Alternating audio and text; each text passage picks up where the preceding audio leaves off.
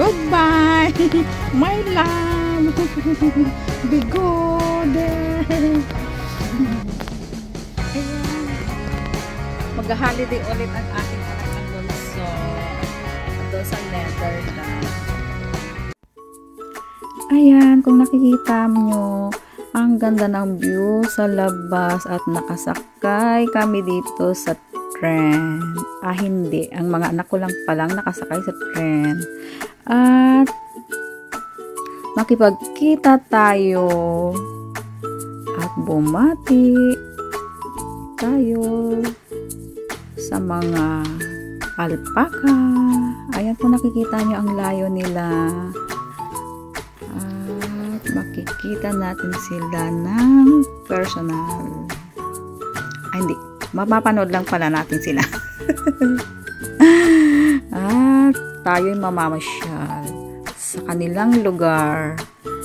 Ayan, ang ganda ng view. At kailangan natin i-close up sila. Medyo malayo sila. At medyo naman tahimik sila dyan. Nakaka-relax. At ito na sila. Makipag-meet tayo sa kanila. Batiin natin sila. At ang gaganda nila. Kung nakikita nyo, ang cute. Ang hahaba ng liig nila.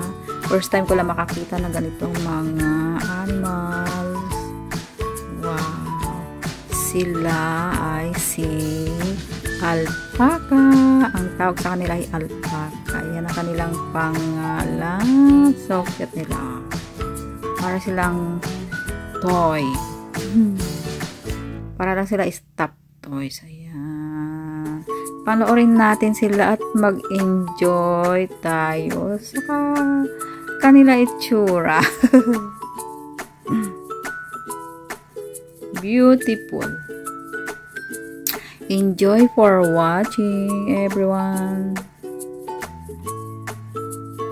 Ang cute. Malis na sila. Sumusunod naman sila. Ang gaganda. Iba-ibang kulay nila. May puti, may brown. Ang cute naman nila. Tara, sunod-sunod sila sa paglalakad nila. Dito lang yan sa Netherlands. Ayan. At tuwang-tuwa dyan ang aking anak na bunso.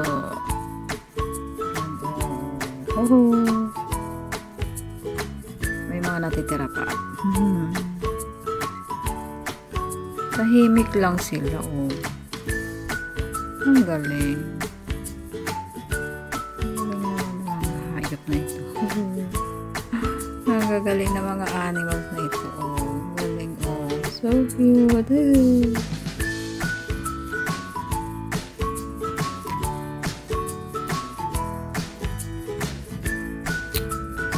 Pumasok sila dito sa loob para pakainin sila. Ayan. Talagang maamo sila. Kumakain lang sila ng ganyan. Mga damo. Cute. Like stuffed toy sila. Tuwa-tuwa si Bunso. I like it, Bunso. Galing.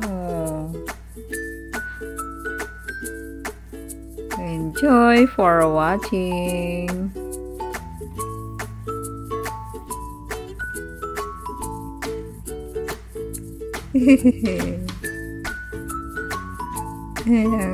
Tuwa-tuwa dyan yung aking anak na bunso.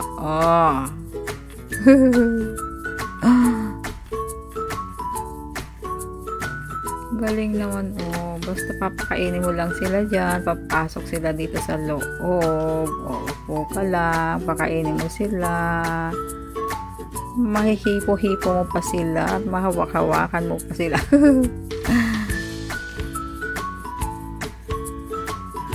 Beautiful animals. Sila ay mga alpaca. Ayan. tawag sa kanila ay alpaca. Pauli-ulit lang ako.